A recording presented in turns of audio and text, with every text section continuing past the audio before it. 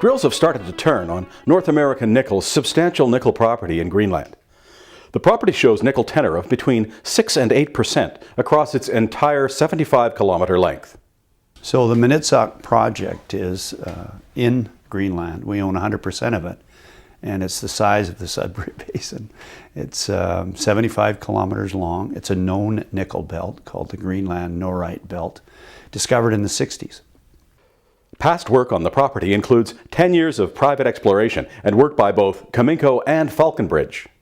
They had two guys going out drilling, a little private company from Denmark, for 10 years and actually drilled 119 holes. Only 6 of them were more than 50 meters deep. But as it turns out, after Voisey's Bay, Falconbridge and Caminco went over to take a look at this in the late 90s. And Falconbridge was good enough to study all 119 drill holes. And the neat thing about that is that they found out something called nickel tenor is somewhere between 6 and 8% across the entire 75 kilometers. What that tells us is that we have a large, long-lasting igneous event, which might suggest that nickel has been produced over that entire belt several times to generate tenor that would suggest there's good, strong nickel mineralization there. NAN has used state-of-the-art exploration methods to expand on historic results. And so we've been able to fly over areas that were flown by Caminco in the day that saw nothing.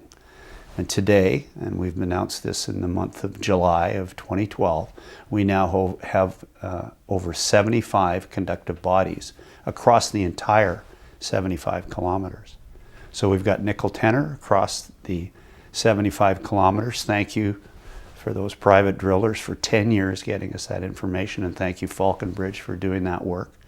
And now with 2 years of flying with helicopters, we've shown that there are conductive bodies across this entire belt, and they rise to the level of drill targets. Again, the computing power is so strong.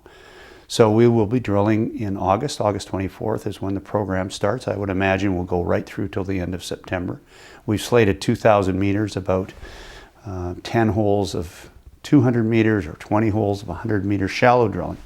And we'll do more if we have time and the situation warrants. Despite a $3.4 million participation by the independent private equity firm, the Sentient Group, shares in NAN have remained flat. The Sentient Group is a very well-respected, active investor in the resource business. Their latest fund is $1.2 billion. They told me that 97% of their previous fund owners re-upped. So they're very credible. Typically in a junior market, if the Sentient Group invested, one would see the stock double just because they're so credible. They've done the due diligence for the retail investor effectively.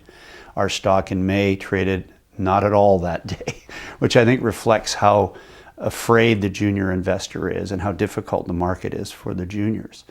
They invested at 17 cents with a half a warrant, $3.4 million for our company. Terrific in the sense that they're there, their expertise is added on to our management team. They did it without a commission, there were no fees. And with a half a warrant, we thought it was a very reasonable deal. The stock's still trading in the range that Sentient took their position.